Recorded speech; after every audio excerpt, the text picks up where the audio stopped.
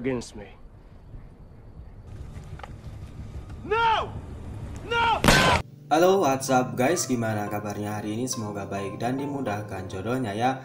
Baiklah, pada video kali ini Mimin akan nyeritain ke kalian sebuah film yang berbau sniper lagi nih guys.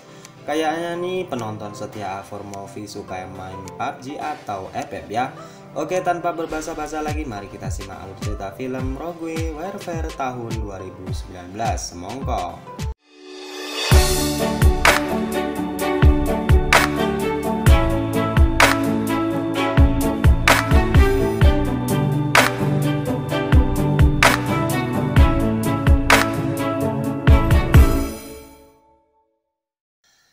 Pada awal film kita diperlihatkan sebuah kondisi di kota Timur Tengah yang terlihat porak-poranda diakibatkan sebuah pertempuran.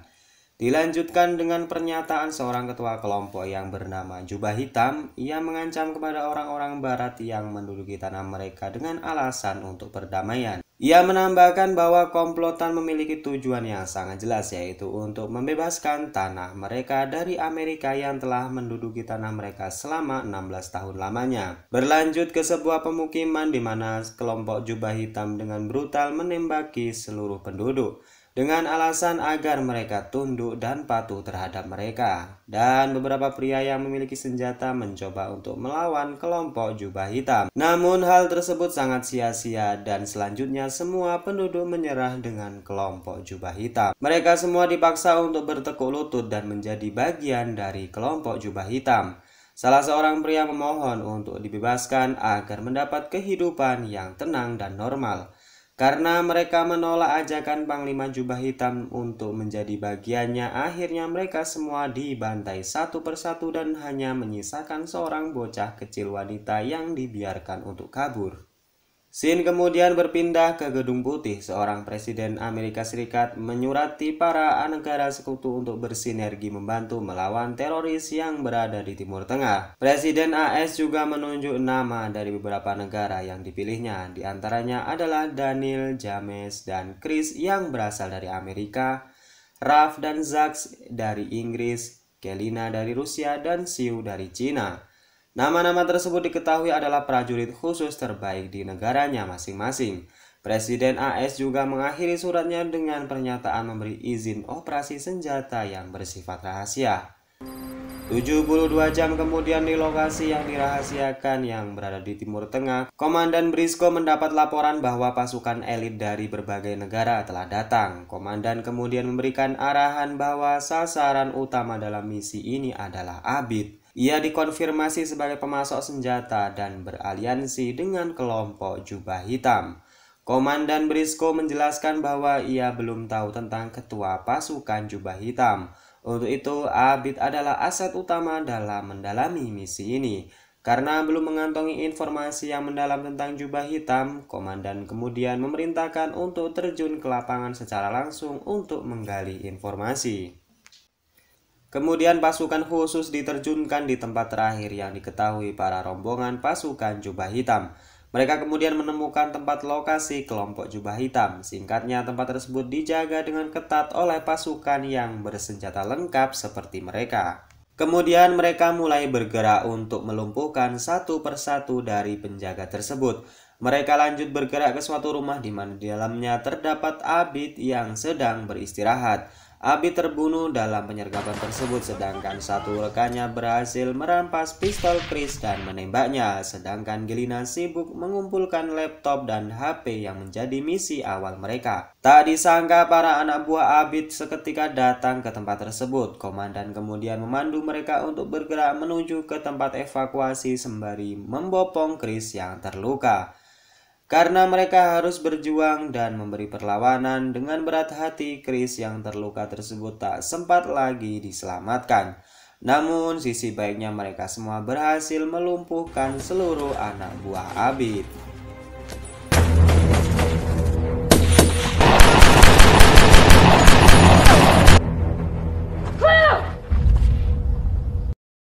Scene kemudian memperlihatkan seorang ajudan mendatangi Panglima Jubah Hitam dan mengatakan kelompok kita sudah dibayang-bayangi oleh para tentara Amerika dengan tragedi serangan di desa mereka. Ia juga menambahkan bahwa Abid telah tewas dan kemungkinan besar misi mereka akan bocor jika pasukan Amerika berhasil mengumpulkan informasi dari tragedi tersebut. Kemudian pernyataan tersebut dijawab Panglima dengan tegas bahwa kelompok mereka menginginkan peperangan dengan tentara Amerika. Ia ingin menunjukkan bahwa kelompok jubah hitam tidak bisa dipandang remeh dan ia memerintahkan kepada anak buahnya untuk membuat camp baru dan memberitahu pos-pos tentang kesiapan berperang kapan saja. Di sisi lain, Smith dan Gelina berusaha melakukan scanning data dari HP dan laptop yang mereka ambil dalam misi awal tadi. Namun sayang mereka belum banyak menggali informasi dari hal tersebut. Mereka hanya menemukan informasi tempat yang dinilai sebagai markas rahasia pasukan jubah hitam. Untuk itu komandan kemudian mengirim satelit mata-mata untuk melihat gurun tersebut dan hasil memang benar di gurun tersebut diidentifikasi markas rahasia pasukan jubah hitam. Dan terlihat mereka sekarang sedang membuat senjata yang sangat mematikan, yaitu sebuah senjata bom yang dinilai dapat memberikan daya ledak yang sangat dahsyat dan akan diuji coba. Pembuat bom yaitu ajudannya tersebut juga mengatakan bahwa daya ledak yang dihasilkan dapat membunuh semua penduduk kota dan meluluh lantahkannya. Komandan Briscoe kemudian dengan cepat memerintahkan pasukannya ke tempat tersebut untuk mengetahui secara jelas apa yang sedang dilakukan komplotan jubah hitam. Para pasukan tersebut kemudian berangkat menuju tempat lokasi di mana jubah hitam sedang menyusun rencana tersebut. Mereka menyaksikan banyak tenda-tenda yang sedang dijaga dengan ketat oleh komplotan dengan senjata lengkap dan amunisi yang sangat mengerikan. Mereka kemudian membagi tugas masing-masing. Gelina berjaga dengan snipernya, sedangkan Daniel sebagai ketuanya mengajak rekannya untuk bergerak menyusur ke tenda-tenda tersebut.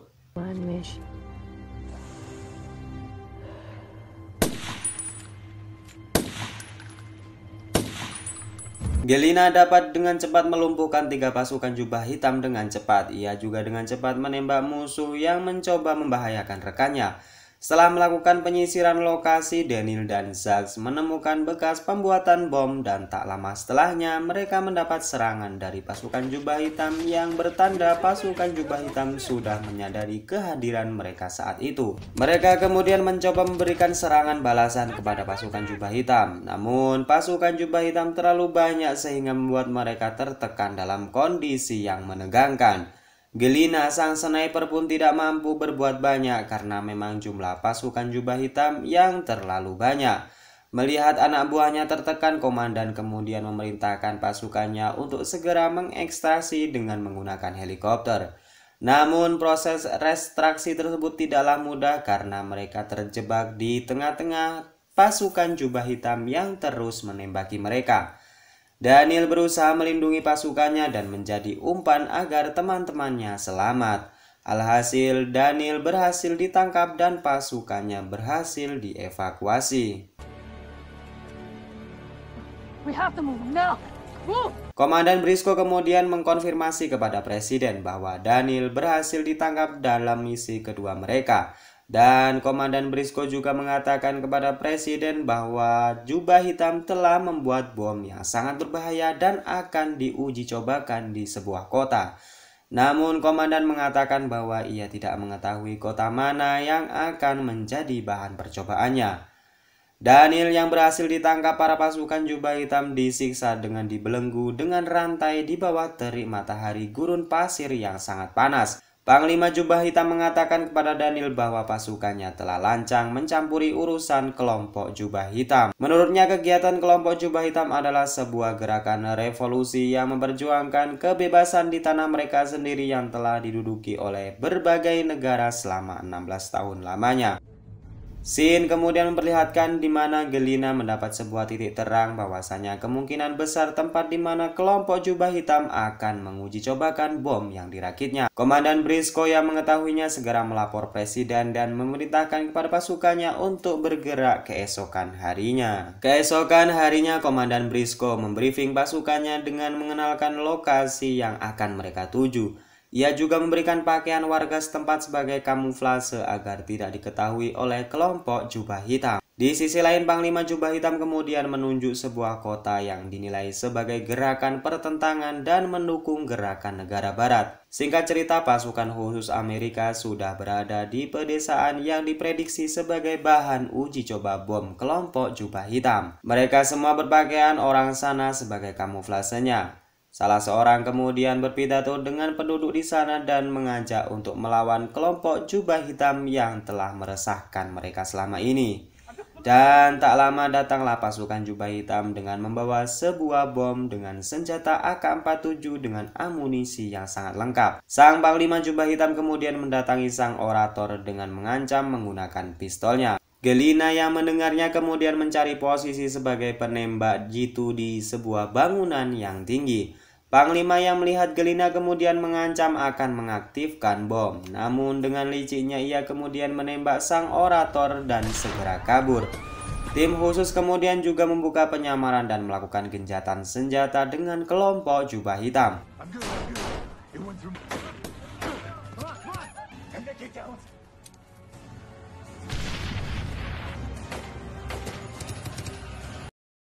Singkatnya, mereka semua berhasil menghabisi seluruh anggota Jubah Hitam dan berusaha untuk menjinakkan bom yang telah aktif. Namun, Zax yang memiliki keterampilan menjinakkan bom sedang terluka parah dengan tembakan di lengannya.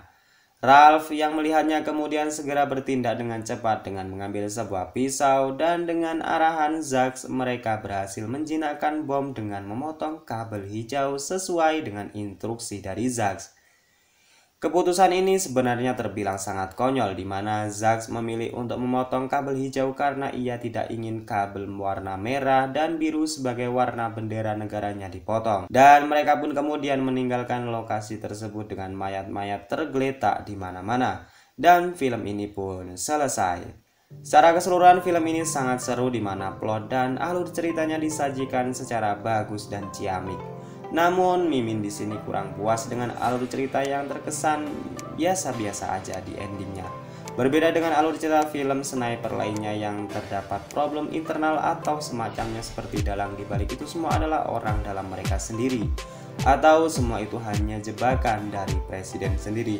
Tapi ya it's okay lah, ini hanya opini saya semata, dan film ini masih sangat layak ditonton oleh kalian yang memiliki jiwa barbar. Dan saya Najah, everything is okay, dan bye bye.